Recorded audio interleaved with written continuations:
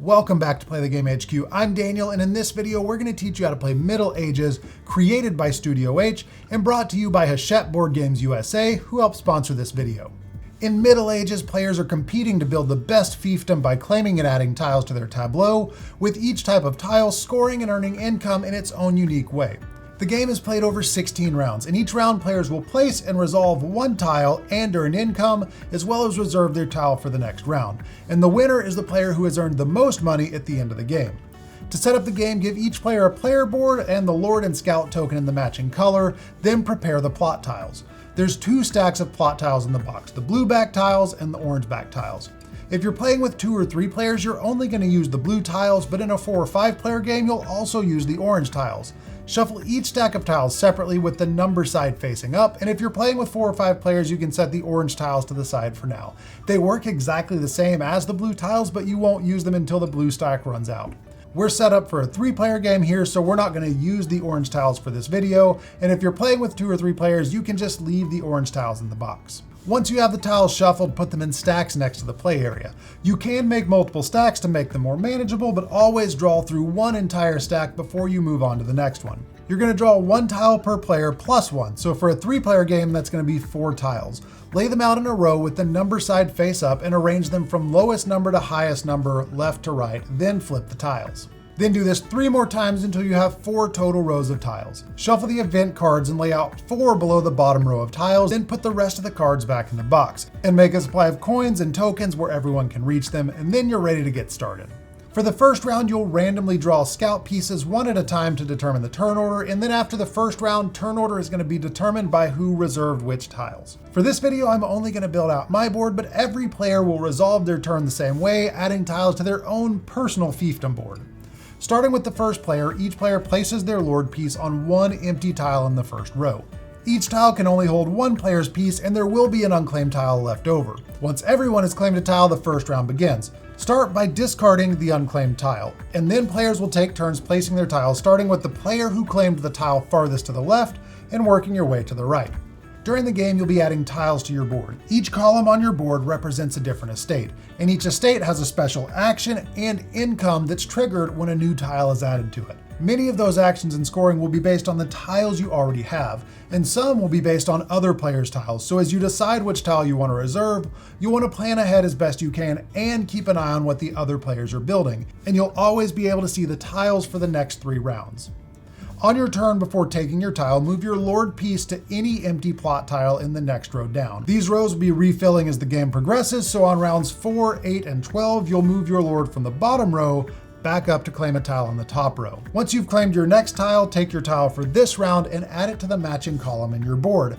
And all of the tiles have specific puzzle piece-like cutouts, so you can't accidentally add a tile to the wrong column. After you add the tile to your board, fully perform the special effect for that column and then earn income for that column. So for this tile, the special effect is to collect 2 coins from every other player who has fewer windmills than me. I'm the first player, so at this point when I place this, every other player has fewer windmills than me, so I would collect 2 coins from each other player. Once I've collected that from the other players, I'm also going to earn income for the column that I just placed in, which for this one is 2 coins for each windmill tile that I have, so that's another 2 coins. And that comes from the supply, where the first set of coins came from the other players because I had more windmills than any of them. And we'll go through the effects and income rules for each of the 8 estates at the end of the video.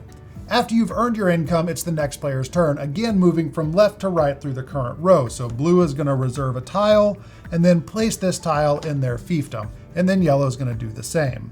Once everyone has moved their lord to the next row, refill the now empty row the same way you did at the beginning by adding new tiles face down, arranging them numerically, and then flipping them over. After round 13, you won't fill any more rows. If you run out of tiles, in a 3-player game, shuffle the discard tiles to form a new stack, and in a 4 or 5-player game, start drawing from the orange tiles, and in a 5-player game, when you run out of orange tiles, shuffle all of the discarded blue and orange tiles together to make your new draw pile. At the end of the 4th, 8th, 12th, and 16th rounds, which is each time you resolve the bottom row of tiles, resolve the effect on the leftmost event card, then turn it face down. Each event card has unique action. For instance, this one is 2 coins per windmill and 2 coins per village tile, and all of the action cards are explained on the back of the rulebook. And that's the basic flow of the game. Everyone claims a tile, then going from left to right, claim a tile in the next row, place your tile and resolve its effects, then it's the next player's turn. And remember, when you resolve the bottom row, you're going to claim a tile on the top row before you take and place the tile from that bottom row. The game ends on the 16th round after everyone has placed their last tile and the final event card has been resolved. At the end of the game, you lose 10 coins for each estate that doesn't have at least one tile in it. Then everyone adds up their remaining coins, and whoever has the most coins at the end of the game wins. If there's a tie, the player with the most palaces wins, which is the rightmost estate on your board. And if there's still a tie, whoever has the most churches wins. And if there's still a tie, work your way from right to left, comparing estates until you have a winner. Now let's talk about the 8 different estates, their unique effects, and how they all earn income. Remember, the effect and income is only triggered when a new tile is added to a column, and I am demonstrating this with a fully finished board, so my income is going to be more than it probably would be earlier in the game. When you add a new field, the action is to gain 1 coin for each farmer symbol across your entire board. So if I added this tile, I would gain 1, 2, 3, 4, 5, 6 coins for the farmers across my entire fiefdom. Then the income for fields is to gain 2 coins for each field tile that you have on your board, including the one that you just placed. So for this, that would be 6 coins. When you place a mill, any player who has fewer mill tiles than you has to give you 2 coins. Then for income, you'll gain 2 coins for each mill tile on your board. So that would be 4 coins for income plus 2 coins for any player that has fewer than 2 mill tiles. During the game, you may remove tiles from your board for various reasons. When you remove a tile that's already been placed, it goes to the right side of your board in the cemetery.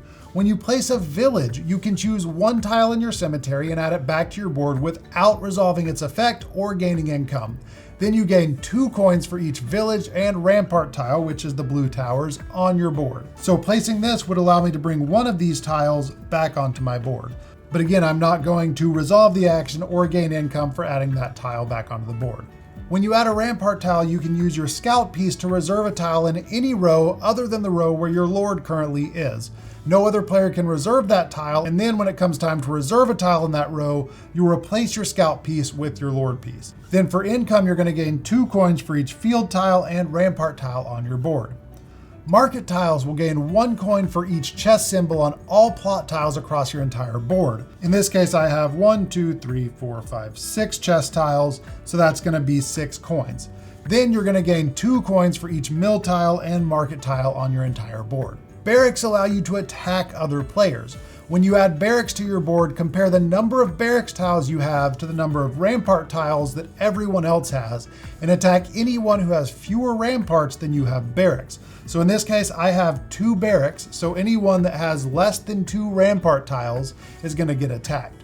When you attack a player, they have to give you 2 coins, and then they move their leftmost topmost tile from their player board into their cemetery. So if I got attacked, meaning if a player placed a barracks tile and they had more than 2, which is how many ramparts I have, I would owe them 2 coins, and I would have to move this tile into my cemetery.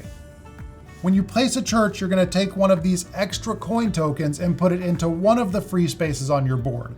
These tokens increase what you earn when you activate the income on that space. So now anytime I placed a market tile, I would earn 3 coins for each windmill and market tile instead of 2 coins. And finally, when you place a palace similar to the church, take one of the plot tokens and add it to an estate that doesn't already have that symbol on it. So I could take this barracks token and put it in my field, and then anytime I place a field, I'm going to earn 2 coins for each field tile and barracks tile in my entire estate, instead of earning for just field tiles. And when it's time to resolve event cards, you can refer to the back of the rule book for how each different card resolves. And that's Middle Ages. If you have any questions, be sure to leave us a comment and we'll answer as quick as we can. Thank you so much for watching. We'll see you later. Bye.